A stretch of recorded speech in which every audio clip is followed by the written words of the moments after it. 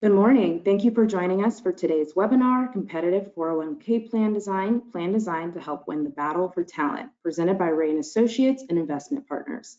My name is Imani Fields, and I'll be moderating today's presentation. Before we get started, there are a few housekeeping items to cover. First, if you have any questions during today's presentation, you may enter them into the chat box on your screen. We will try to answer as many questions as we can at the conclusion of today's presentation. However, to be respectful of your time, we know that we will not be able to get to all questions, so we will review the unanswered questions and send out the answers via email as soon as we can.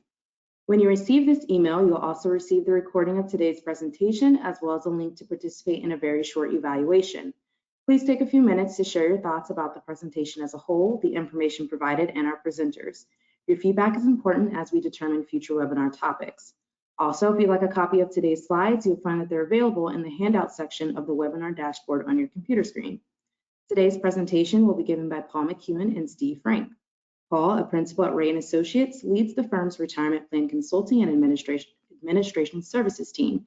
He is responsible for consulting with clients on fiduciary best practices related to their qualified retirement plans. Steve is a principal and financial advisor with Investment Partners. As a member of the Investment Partners team since 2018, Steve develops, implements, and monitors customized financial plans designed to help individuals, families, businesses, and organizations pursue their financial goals. Securities and advisory services offered through Commonwealth Financial Network, FINRA, SIPC, a registered investment advisor. Investment Partners is a registered investment advisor. Additional advisory services offered by Investment Partners are separate and unrelated to Commonwealth. Fixed insurance products and services offered through Investment Partners or CES Insurance Agency. And now I'll pass it on to you, Paul. Well, thank you, Imani, and thanks everybody for joining us this morning and spending a little bit of your morning with us today to talk about 401k plan design and specifically, how that can impact your ability to recruit and retain your employees. It's a really odd time that we live in right now. You drive by car lots and nobody has any inventory. We've got supply chain issues, and then you go to restaurants and half the restaurant is closed because they can't hire enough workers to staff the entire restaurant. And so I know we're all at Rea Associates, we're dealing with the same issues in terms of recruiting employees, and so we find ourselves having these conversations a lot more frequently with clients now than we ever did. And certainly plan design with 401ks has evolved a lot since I've been in the industry. I've been working in the qualified plan area, doing one thing or another for probably close to 30 years at this point. So it's come a long way, and we're going to talk a little bit about what I'll call modern 401k plan design, where we are now. Just in terms of the overall format today, I'm going to, we talked about in terms of our marketing for this webinar, I think what we call a competitive 401k plan design, and I'm using the term employers of choice here today. And so I want to spend the first few slides talking about and defining employer of choice. So just have a little patience with me. We are going to get into the meat of 401k plan design, but I just kind of want to set the stage. And it's important for me in terms of when I think about any topic, really, to understand the why before we get into the what. It allows me and hopefully you as well to kind of remember and understand the why the what, why we're recommending the what, and how it fits in your overall scheme of recruiting and retaining employees. So I'm going to define employer of choice. If you can go to the next slide, Rebecca, we'll go ahead and get started. One last thing. I'm going to go first. Steve will go second. Our goal here is to get through our content within the first 40 or 45 minutes. We really would like to engage all of you in questions at the end. And so I think because we're all in different industries, different sizes of employers, we're all coming at this from a little bit different perspective. So I think we can add a lot of value, and you can add a lot of value by asking questions and engaging Steve and me. And hopefully, if you've got a question, probably somebody else in the audience has the same question. So employer of choice, what do we mean by employer of choice? Well, at Rea Associates, we started using this term, I don't know, 5 or 6 years ago, and it was foreign to me when we first started using it, and I wasn't quite sure what we meant by it. So we spent some time defining it for everybody, and so I just want to level set with the audience this morning in terms of employer of choice. You know, we're all used to thinking about how we compete in the marketplace with our goods and services, trying to win market share. Really, if you think about it, especially now, the same thing holds true in terms of the way we compete for employees.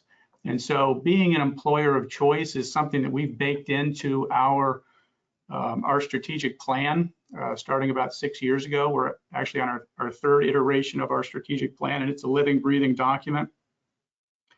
I want to read a little bit about, so we talk about, being dominant in our market, and what does that mean, especially as it relates to being an employer of choice. So I just want to take a few minutes and I like to share with clients a lot of what we're doing at Rea, because while our organization is unique from yours, a lot of times there's some good, it's good to share this information and share with you our approach to how we are attacking problems. So within our strategic plan, we say dominance is more than just a word, it's an attitude, it's a mindset, and it's part of our vernacular. In this plan, our strategic plan, we outline strategies designed to make Rea the dominant firm everywhere we choose to be. We strive to be dominant as a top employer, as subject matter experts, and in our services industry segments and offices. Being dominant gives us certain advantages. And again, this is getting to the why. The most important advantage is that dominant firms get more opportunities than other firms. And then specifically with respect to being an employer of choice, Rea will be viewed as one of the top 3 employers by professionals who want to serve clients in our chosen locations and segments. And so that's how we are attacking in a very conscious way being an employer of choice, because within our strategic plan, it starts with our people. If we don't have great people, we can't provide great services and we can't attract great clients. And everything kind of flows from the people part of it. But obviously, this is going to depend on your industry. We all work in different industries. I was talking with a client the other day, and they were telling me that the only thing that their employees or their prospective employees, their recruits, care about is compensation. They don't care about benefits. They don't care about whether they get a 401k. They want to know how much are they going to get paid today. And so that might be the reality for some of you. I'm hoping that 401k is important to your employees and to your recruits, because it's important at Rea Associates, and I know it's important to many of our clients. So look internally. Do you have support internally? That would be the first step I would recommend for being an employer of choice. Is it part of your strategic plan like it is for us at Rea Associates? And if yes, then start asking around your ecosystem. Talk to prospects, talk to your best employees.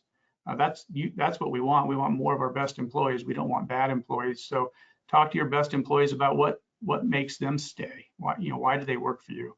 Talk to customers, competitors, and vendors. We call these research calls at Rea Associates. So engage what we call the ecosystem, those around you, and begin to try to figure out what it means. What's important to your employees in terms of why they choose to work for you. Next slide, please. All right, so I want to take a little bit of time. We've got some poll questions for you just to kind of get to know our audience. We saw email addresses and things like that in terms of the registrations, but it's tough for me to gather much information from that in terms of your roles in the organization. So next slide, please. We've got 3 questions, and I'm relying on my team here to execute these polling questions. But the first question is, I'd like to know how many employees you have at your organization. Plan design at a small organization is going to look a lot different than plan design at a large organization. So take a few minutes and respond to this, those of you in the audience. Are you at an organization with fewer than 25, 25 to 100, or more than 100 employees? I'd just be curious to know. And I'll write these answers down as we go. All right. That's helpful. So we got about 40% that are over 100 and about 28%, 25 to 100. Okay, so a pretty good spread there. We go on to the next question, Rebecca. So I'd like to know specifically what is your role at your organization? A lot of times, most frequently, we're talking with human resources or finance professionals at Rea Associates when we're talking about 401k plan design. But occasionally you might wear multiple hats. So I have another category there as well. Just curious who we're talking with this morning.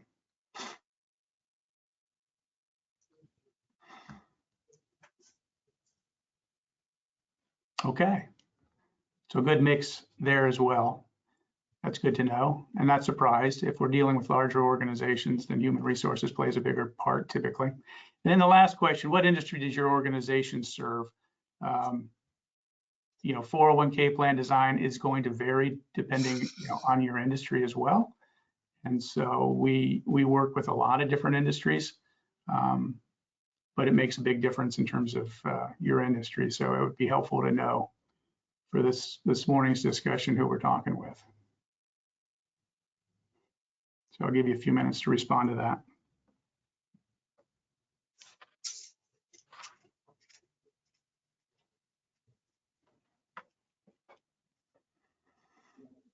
Professional services, okay, definitely the dominant. So hopefully some of what I'm talking about, Rea Associates, we would be in that category as well. So hopefully some of the commentary that I'll share with you in terms of our experience resonates with the majority of the audience. When I was thinking about this, putting my slides together this morning, I just kind of Googled employer of choice and what does that mean? And this is just another way of trying to figure out how do you define what a good employer is. So this popped up in my search results. It's a company called Comparably, and it's a company review site. So they basically compare different employers out there. Number one response coming back was employers of choice have high employee engagement. So a lot of what Steve and I are going to talk about is how can you take your 401k plan and use it to engage your employees in a more effective way.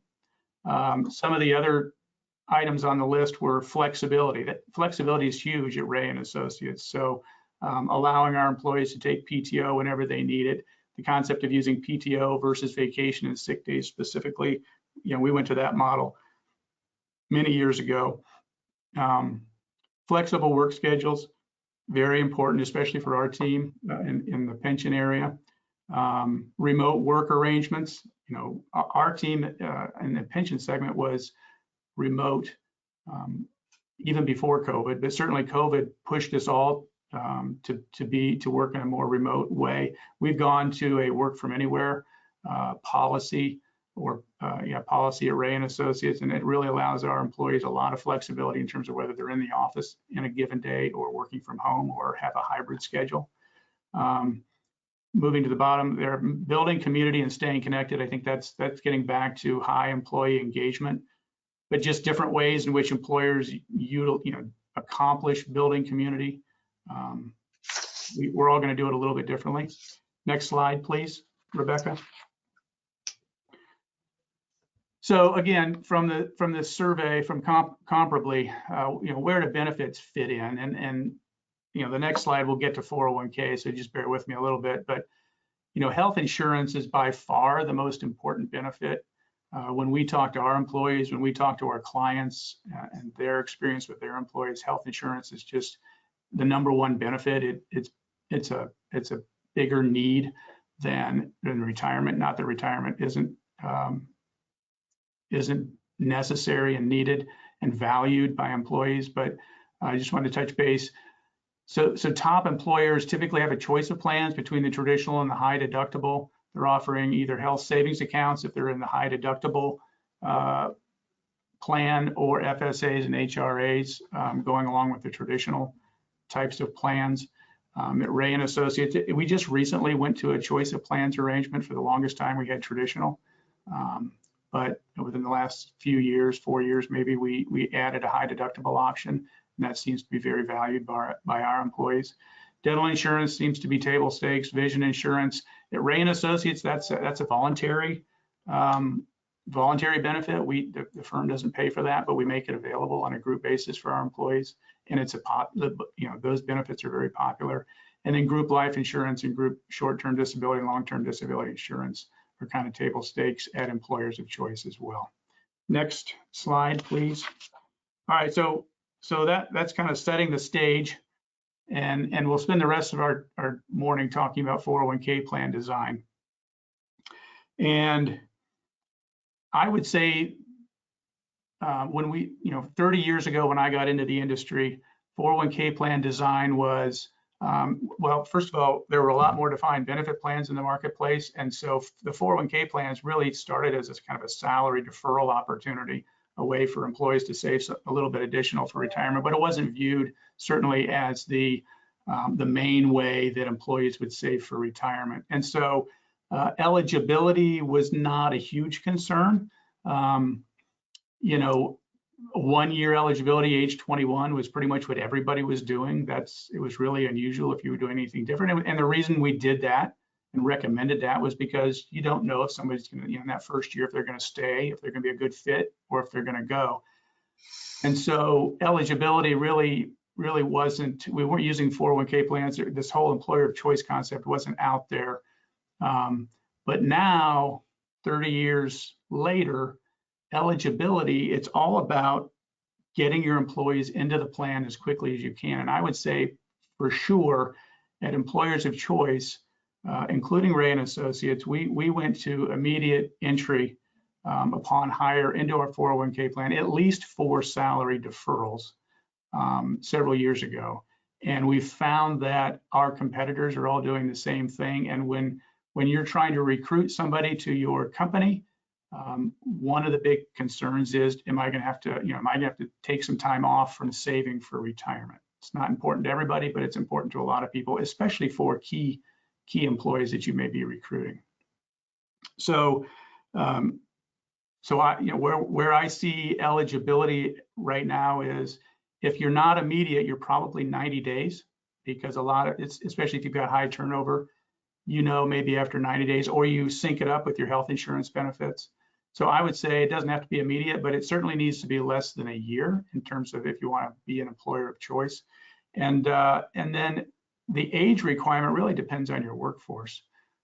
21 is still popular, especially at professional service firms, because most of our employees are going to be at least 21. They'll be college graduates when we hire them. And so that works.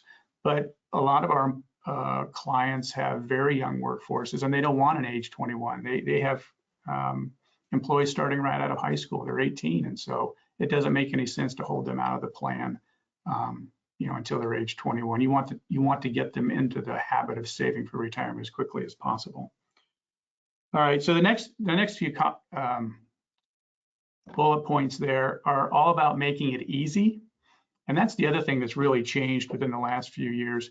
Our clients are talking about really trying to automate the savings process, and there's a whole lot of behavioral finance research out there that really says if you really want to move the needle in terms of the participation in your plan, you need to make it easy for employees, and you need to have an automated enrollment process so that you default people into the plan rather than making it a conscious decision. So this I would say over the last 5 or 6 years, Steve, this has been probably the dominant conversation that we've been having with clients. We still talk about plan design, how you're going to allocate the profit sharing allocation, cross test. We can get into the weeds as well, but this idea of really getting employees into the plan and started saving is a big conversation for us. And I would say employers of choice across the board have moved to this model of automatic enrollment.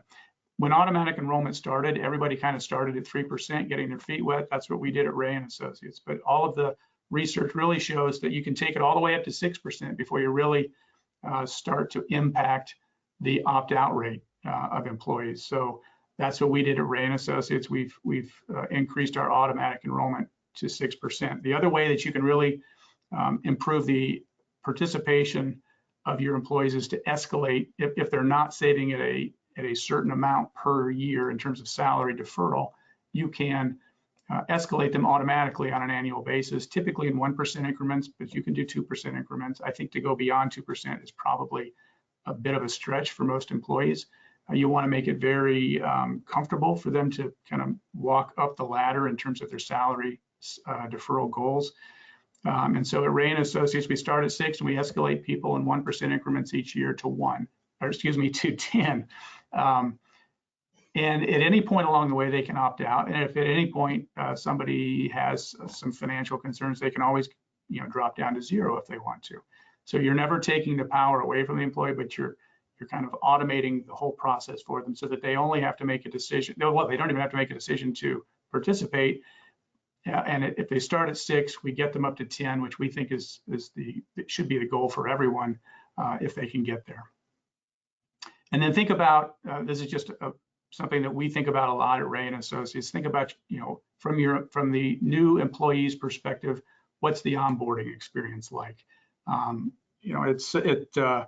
This is where you really operationalize some of the other decisions you're making in terms of automation, in terms of enrollment. And so is it a digital experience? Is it a manual? Are they filling out forms? When do they onboard? Are they onboarding before they get to you? Are they onboarding after they start working? It took us a while when we went to auto enroll at Rea Associates to really figure out how to do it really well in terms of an automated and electronic process. And so it took us several years to tweak to tweak our process so that we weren't kind of tripping over ourselves, because we were so ingrained in having the decision to defer and the amount to defer really on the employee that it felt unnatural to kind of get out of that role and to start automating the enrollment process. So think about what that onboarding experience looks like. Next slide, please, Rebecca.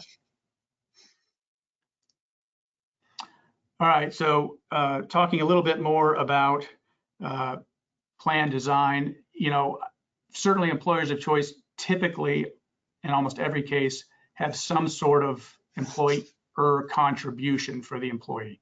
And so, I think HR folks are usually big proponents of, let's really be generous with as generous as we possibly can, so we can use the 401k plan and the retirement plan as a way to recruit and retain. And then the finance professionals get a little nervous about the cost. And so one of the conversations that we have frequently with clients is just some ideas around how do you control costs. Yeah, we need to have some sort of employer contribution, but how do we manage that cost? And so just a few bullet points here. You can have a service requirement for your match. So just because you allow people to come in right away on their deferral doesn't mean you necessarily have to start matching that. Although I would say most of our clients do start the match when the deferral starts, but you don't have to. You can have a 1-year wait on the match if that's more comfortable for you. And you really have to review your turnover and see if that would be helpful in keeping, and helping to manage the cost of your plan. This idea of a stretch match is also something that we talk to clients about. It's also a great way to encourage employees to defer more. So rather than doing what I think is probably the most common match, 50% up to 6, right? So if you put in 6, you get 3. Why don't we stretch that out, make the employee put in 8% deferral, and we'll do a 25% match on that. So they're getting 2, or you can come up with any sort of formula to kind of duplicate what your cost would be, maybe in a more common match. So the idea of you're incenting the employee to defer more, but you're matching less, just so that you can manage your own costs. But again, I think in terms of what we see out there, it's still the most common match is probably 50% up to 6. But you need to ask your employees and your recruits in terms of what they're seeing and what are your competitors doing. The vesting schedule is another great way. This, again, your turnover is going to play into this. You can put a vesting schedule, as long as you're not a safe harbor plan, you can put a vesting schedule on the match. And the vesting schedule can either be a 3-year cliff, meaning they go 0, 0, and then 3%. So that if you have any turnover before you get to 3 years, then they're forfeiting that money back into the plan, and you can kind of recycle those dollars to help drive down your future contribution requirements for the plan. The other schedule you can go with is a graded.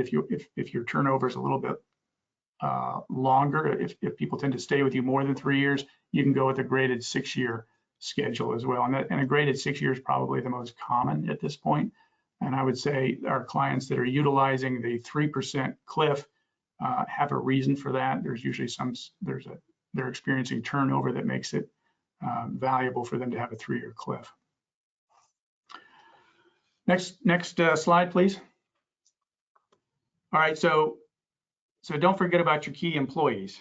And we, not surprisingly, spend a lot of time talking with clients about their key employees, usually because when we're doing our work, we're talking with key employees.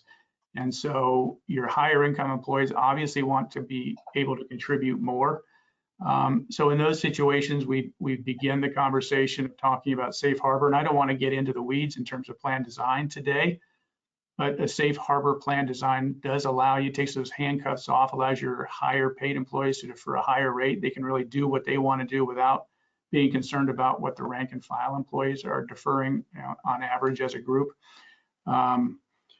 The other way that we attack benefiting key employees is through non-qualified deferred compensation plans. And if you haven't thought about that, maybe that's something that you need to think about, particularly for larger organizations. And typically where we target non-qualified deferred compensation plans, and again, that's a topic, a whole topic unto itself beyond the scope of today, but typically we're targeting non-owner key employees with those non-qualified deferred comp plans. It doesn't make much sense to target those to owners because of the constructive receipt rule in the IRS. Essentially, as soon as you, if your employees have constructive receipt of that money, if there's no risk of forfeiture, then there is no deduction to the company, and that's the only way that the employee can avoid current taxation. So that's if you're not familiar with qualified plan design, that's the big carrot that the IRS throws out for qualified plans, is you're allowed to make a contribution to the retirement plan and take a deduction for it, and it's not picked up as income by the employees. So in a non-qualified environment, that's not the case. You do have constructive receipt rule to be concerned about. I guess one last comment. Sometimes before we jump to safe harbor, if you can implement some of these automated enrollment provisions that we talked about, both automatic enrollment and auto escalation, oftentimes, and certainly it's been our experience at Rea Associates, you will drive up the average deferral of everybody in the organization, such that at some point it may become unnecessary for you to be a safe harbor plan. A lot of data goes into that analysis, but certainly if you can drive participation of the rank and file, it really makes it a lot easier for your key employees to contribute at the levels they want to contribute. I'm just trying to think of, let's see. Okay, next slide, please. All right, so this is my final thoughts on this, and Steve's going to have some additional comments on financial wellness. But a lot of our plans now, we're really focusing on retirement readiness, and the reason, the kind of the business reason for doing this is you want your employees to be on time for retirement because it creates opportunity for younger employees, and it also you don't want employees staying around well into their 60s because that tends to drive up your healthcare costs. So a younger workforce is going to be less expensive to insure from a healthcare cost perspective. So that's kind of the business reason for retirement readiness. Kind of the last point down there, holistic financial advisory services beyond retirement. If you can engage employees in a financial wellness program and kind of use your 401k plan as the hub for that, you will also drive down financial anxiety. There's a lot of research out there that talks about having more productive employees if they're feeling less anxious financially. So certainly financial wellness programs help drive employee engagement, and Steve's going to have a lot more to say about that as well. The middle bullet point there just talks about if we're going to default people into the plan, where are they going to invest? And so if you're going to have automated provisions, you really need to have a qualified default investment arrangement. Typically, we see employers of choice using target date funds, but there are some other alternatives. Steve will probably talk about some of those, some other solutions in terms of how what you can choose there. But the last bullet point on this slide, consider Roth default if your prospective employees are typically under 35 years old. And frankly, this didn't even occur to us. Our investment advisor brought this idea to us. But we're out there recruiting young employees out of college to start with Rea Associates. And previously, our automatic enrollment provision had people participating in a pre-tax way, because as an older guy, you just assume that everybody wants to save taxes. Well, that isn't necessarily true, and that isn't necessarily in the best interest of younger employees. So we changed our plan to, rather than enroll automatically into pre-tax, we automatically enroll folks into Roth now, because the majority of our automatic enrollees are younger employees. And if employees want to save in a pre-tax way, they can do that. It just needs to be a conscious decision, an affirmative action on their point to do that. Next slide, please. So I'm going to wrap up my discussion with some key takeaways, and I'm going to hand it over to Steve for his comments.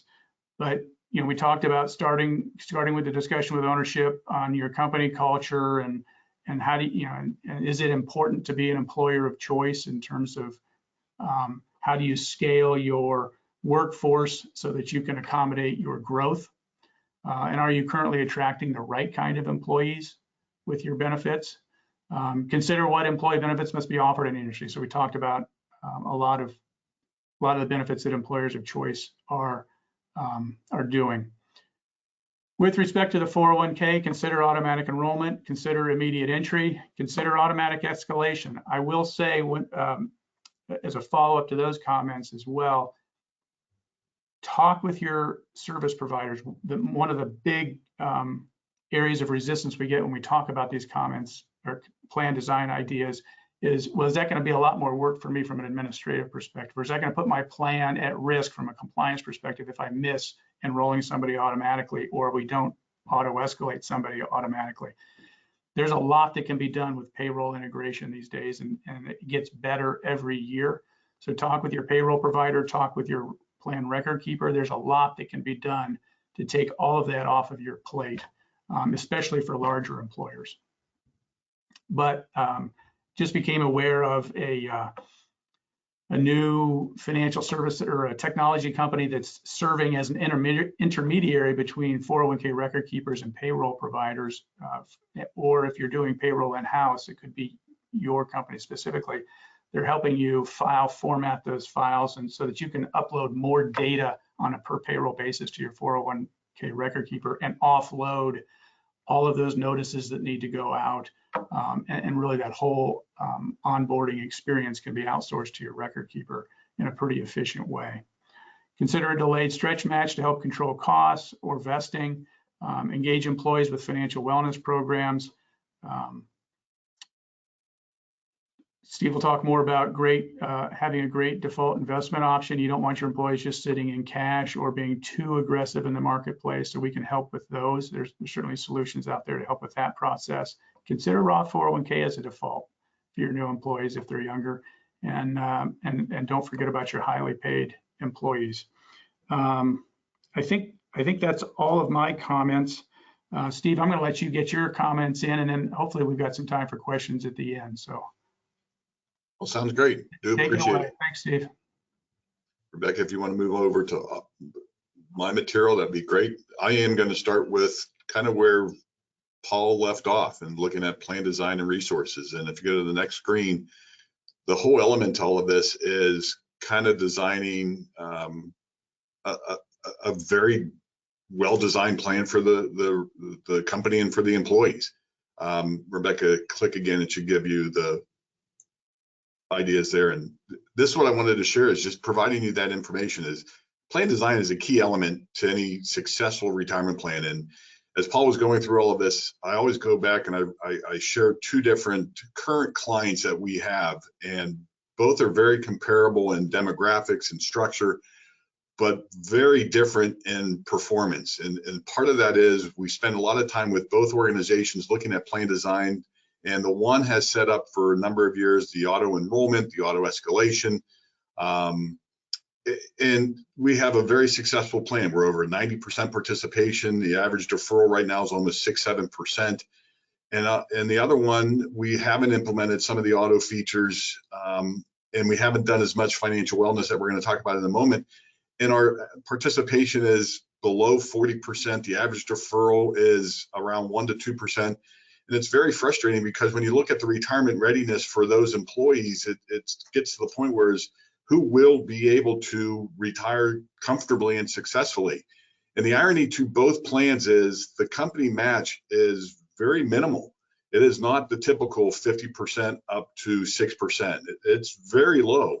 So the company match is a key element to all of this, but I think where we transition to, and Rebecca, you go to the next screen, is that to us, it really focuses on solutions that help employees pick a successful plan. And going to the next one, Rebecca, is that when you tag on a very well-defined plan design within the organization to be successful for both highly compensated employees and non-highly compensated employees, it's this thing that allows employees to feel very comfortable and coming to understanding of why do you have the retirement plan, what's the purpose behind it. And as we look here, and we have a study done from Transamerica, they basically are saying that 71% of the people who work with an advisor feel that they're much more comfortable about saving for retirement. And you may have a current advisor on your plan, you may not have one, you may be direct with the institution. And if you really look at getting that message across, to get that information provided to the employees differently, it's getting that third-party resource. And if you look at a very well-defined financial wellness program, and Rebecca, go to the next screen, please, is that you're looking at a couple of specific topics. First is financial planning. We spend a lot of time in all of our plans when we work with them, all participants, from our services and our fees that we're charging for our plans, they all have the benefit of having a retirement income plan analysis for each employee whenever they want, however they want, just to get a perspective of where they stand on their financial plan. But financial wellness is a much more in-depth concept there, because you're looking at financial planning, debt elimination, investment advice. And a lot of that will be provided hopefully by a certified financial planner, a financial advisor that has the experience and knowledge of how to understand your plan benefits, not just on your retirement plan, but also your group benefits, your health and wellness benefits there, from your group life, disability, to your health insurance, and understanding the various types of life or health insurance programs, from the HSAs to the PPOs. Not to say they need to be experts, but how do you integrate all of that into the equation? And if Rebecca, we go to the next one, of really emphasizing this on the financial wellness. What are you looking for in this? And the next slide really helps explain some of this, because Paul made the reference to it, and I really want to emphasize this because we spend a lot of time on behavioral finance, and the element here is, how do I remove that financial stress from an employee to give them the comfort to be able to sustain the lifestyle they want in retirement? The bottom line is, we're all looking to retire, and the primary philosophy behind this is, you have a lot of different demographics there, from the younger employees, as Paul said, and I love what Ray has done over the years by changing their default to the Roth deferral, because they got a lot of young people coming in. But an older individual, you got to look at that target dates fund. You got to look at the right mix of what's the most appropriate. And bottom line, again, the financial wellness program brings all of that together. And Rebecca, the next slide is really integrating that full scope of holistic planning that's been talked about. As I made reference, we spend a lot of time on a retirement income plan for the employees that we're servicing. But when we look at a well-defined wellness program, you are integrating life experiences, college funding, debt management, student loans.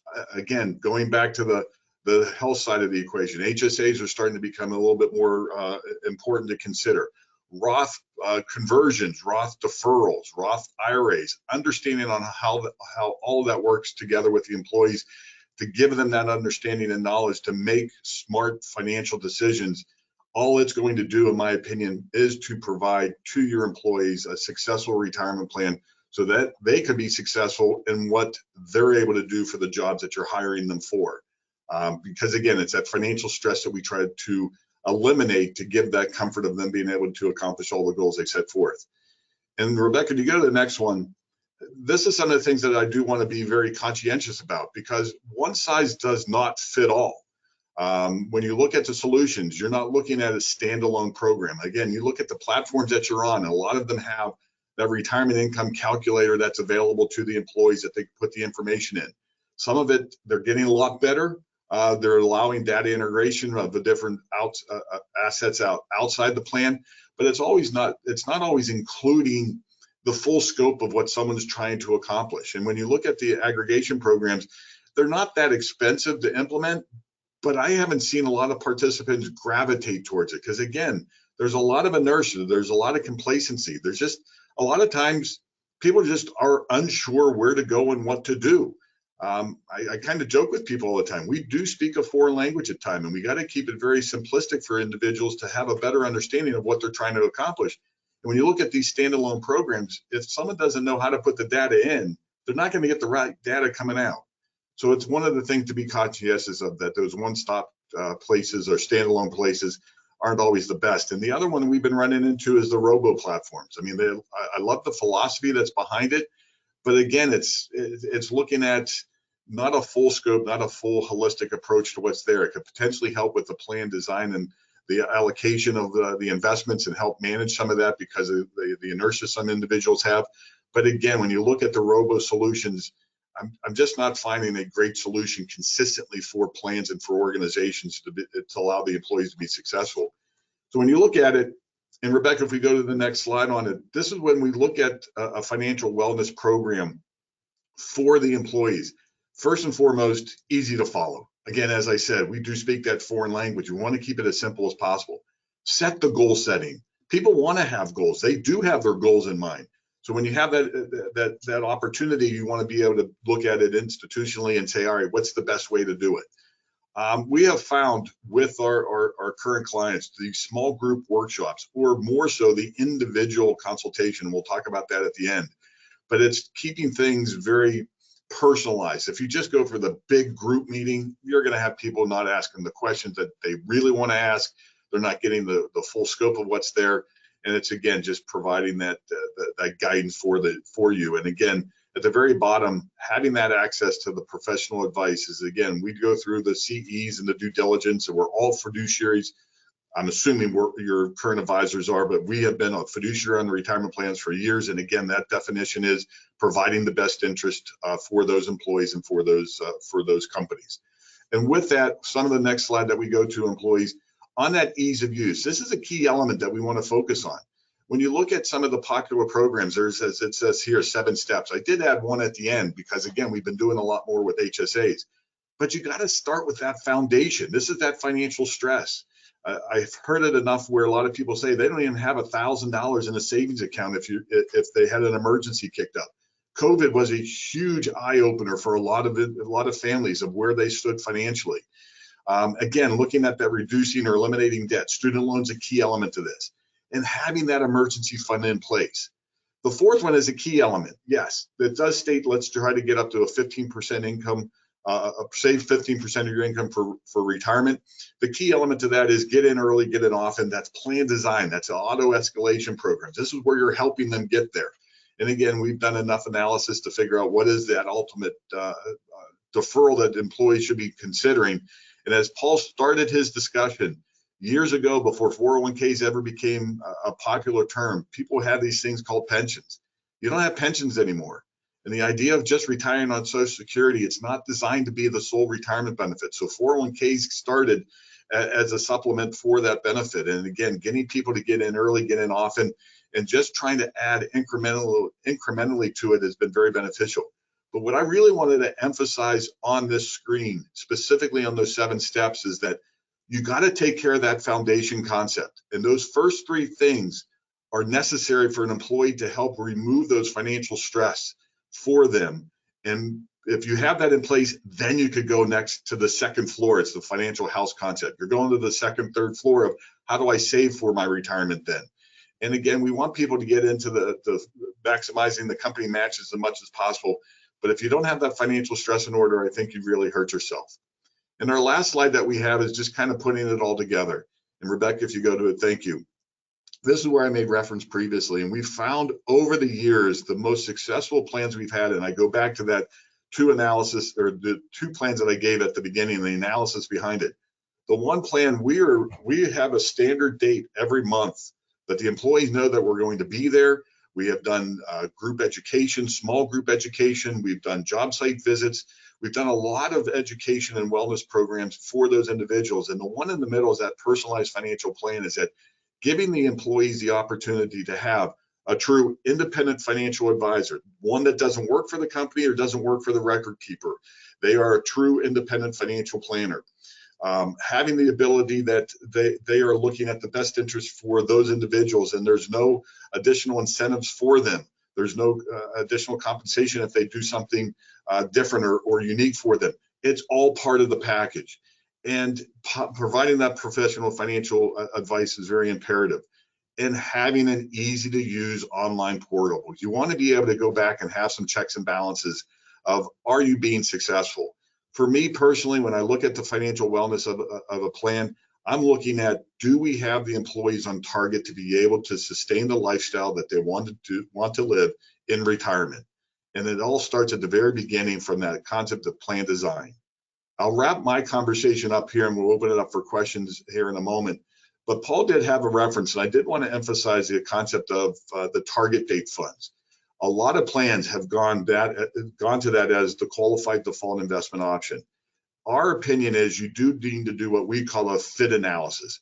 You got to look at the demographics of your plan to find out what is probably the most appropriate, because there are so many different versions of target date funds. One size does not fit all. You can have a very aggressive fund or glide path or concept that somebody's at 65 years of age that has saved a sufficient amount of money, then all of a sudden you have a 2008 come back and just bite you in the behind.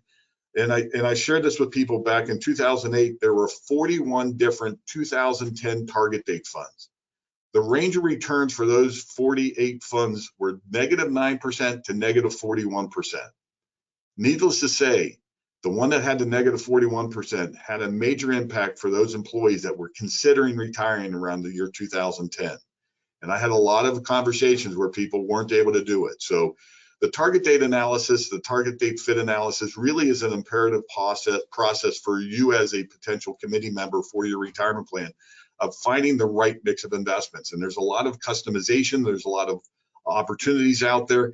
And again, you just don't have to take the one size fit all concept. So when you look at, and just kind of summarizing where Paul was, when you look at the full financial, the full plan design, from auto features to the right type of default option, from pre-tax or Roth, looking at potential stress or stretch provisions, looking at for the company and for you finance people out there, when you look at it, potentially looking at plan design of going, maybe you put a last day provision into your plan instead of matching each pay period. Just that way it can help protect you. Again, if you haven't looked at your plan design over the last 3 to 5 years, it's absolutely imperative to do so.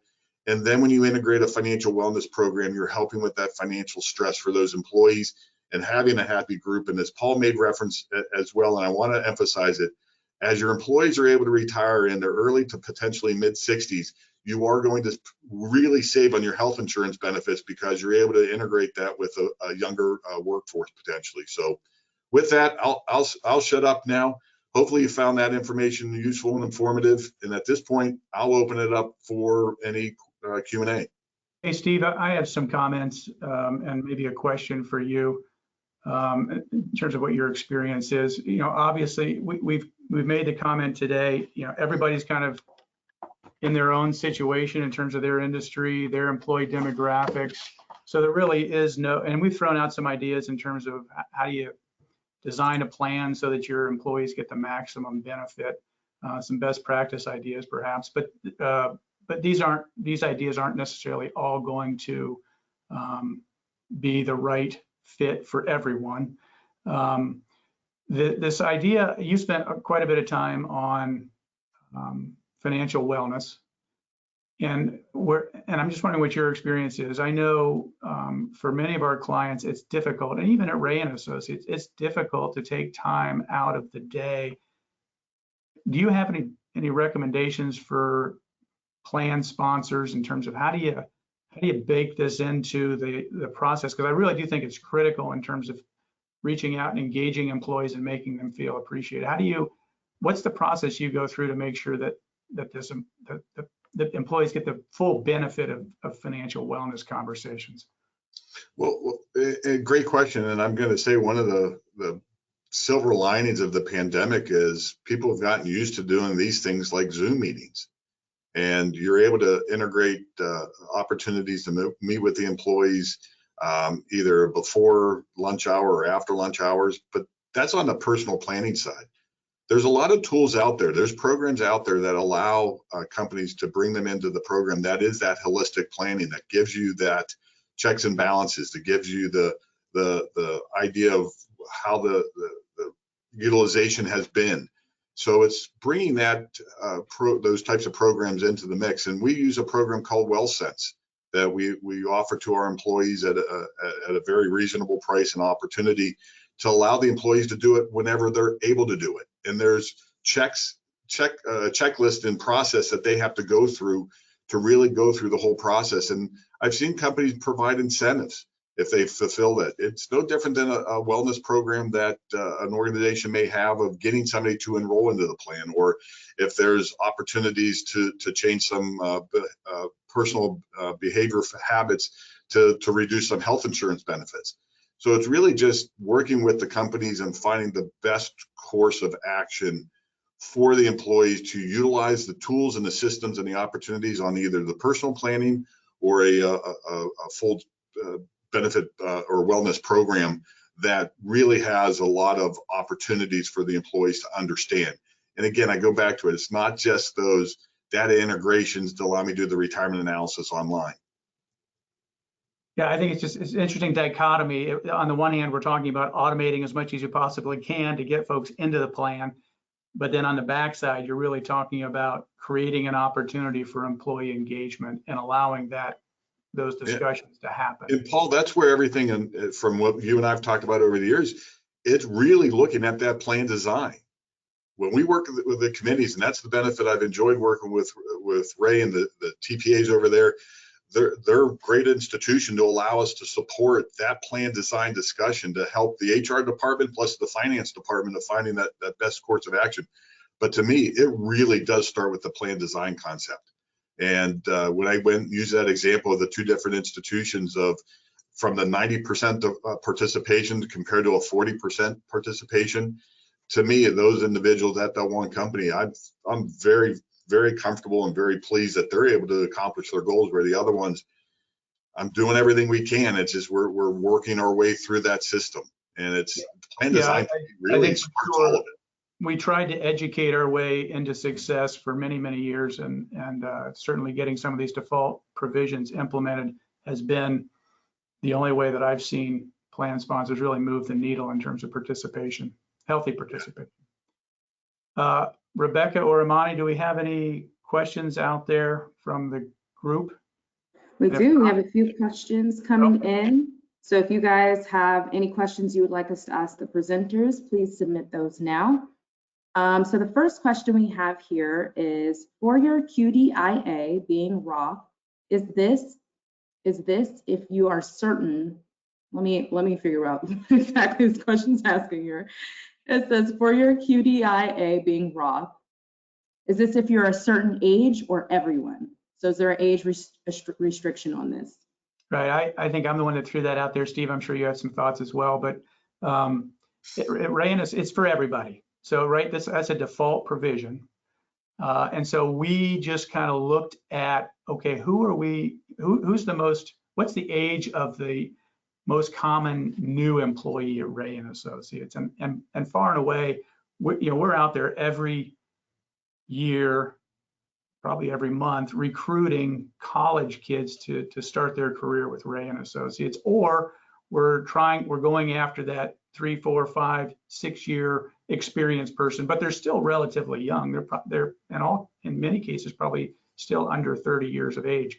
So those folks are younger, and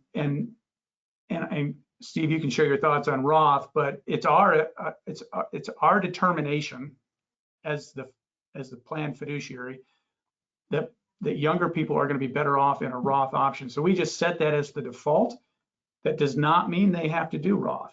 We tell them that's the default, and if they want the pre-tax savings, particularly if we're recruiting an older employee, maybe we're going after somebody to run a certain segment at Rea Associates and they're 50 years old, and they're in the prime earning years of their career, yeah, they're probably in the highest tax bracket they're ever going to be in, and it makes sense for them to do pre-tax.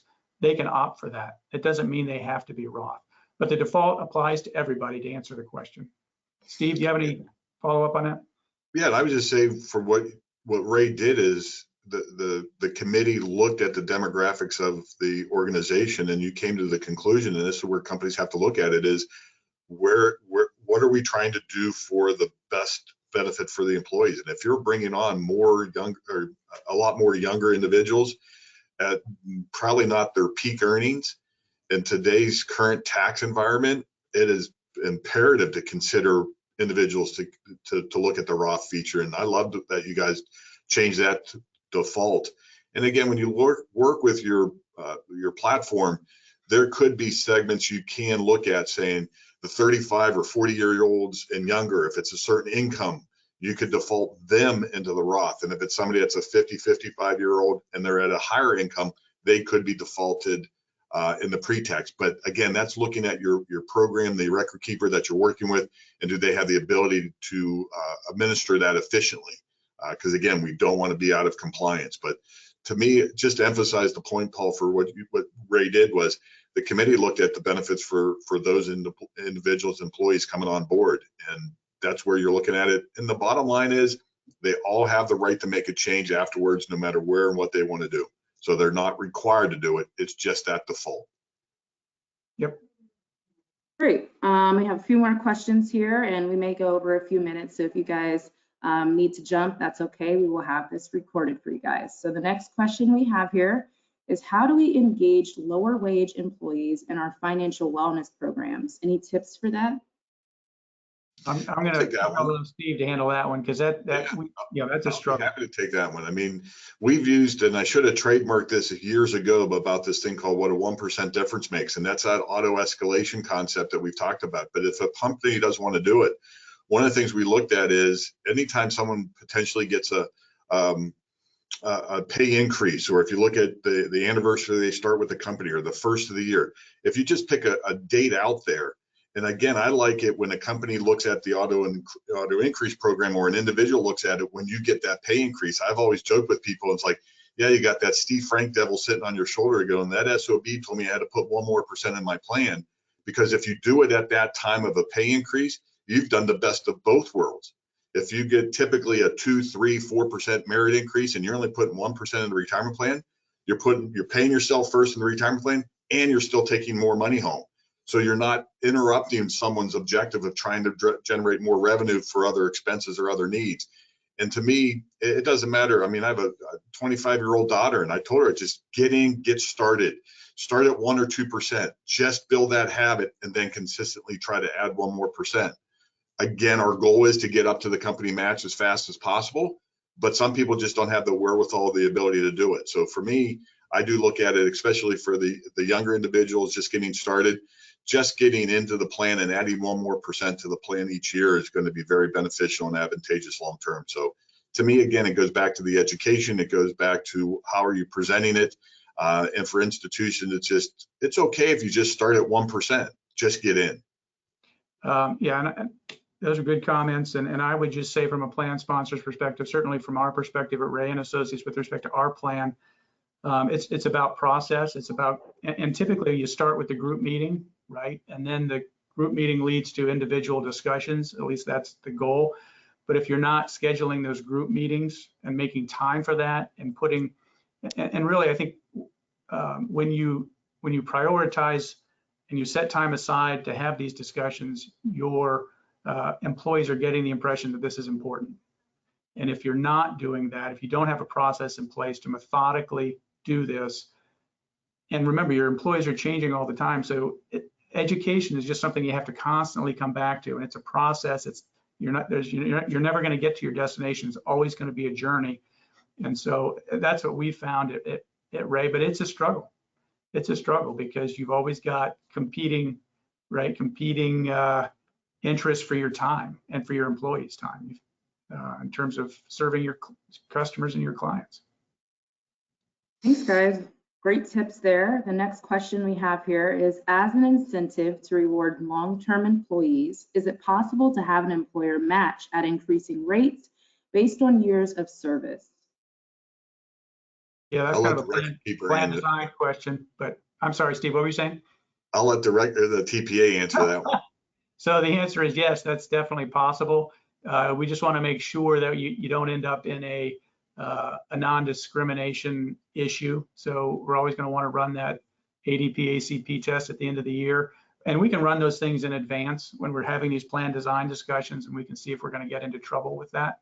But you're always going to have to take a look at what are your lower paid, non-highly compensated employees deferring as a group on average compared to what your highly compensated employees are doing. So, but yes, you can come up with match strategies that reward tenure. Absolutely. Thanks, guys. And we have our last question here. It says, can you do a 401k with only one employee? And for context, this employee is 24 years of age. Can you repeat that question? I'm sorry. No, it's okay. It says, can you do a 401k plan with only one employee? The employee is 24 years of age. The answer is yes. I'm going to make, the answer is yes, but I'm going to make some assumptions that it's maybe not, there could be an owner and then one employee, I'm not sure. Or we could have an owner who is the employee. I'm not quite sure what the situation is, but you can have single employer 401k plans, and we do help clients set up single. So if you're a sole proprietor, you absolutely can take advantage of the higher contribution and deferral limits available to 401k plans versus other types of plan designs, more simple plan types of plan designs. So I'm not quite sure where that question is coming from. If it's truly an employee that an owner has working for them, and how do you engage them in the plan, or if it's, but yeah, the answer is 401k plans can go from 1 to infinity. Awesome. Thanks, guys. Any last words before we wrap up here? Steve?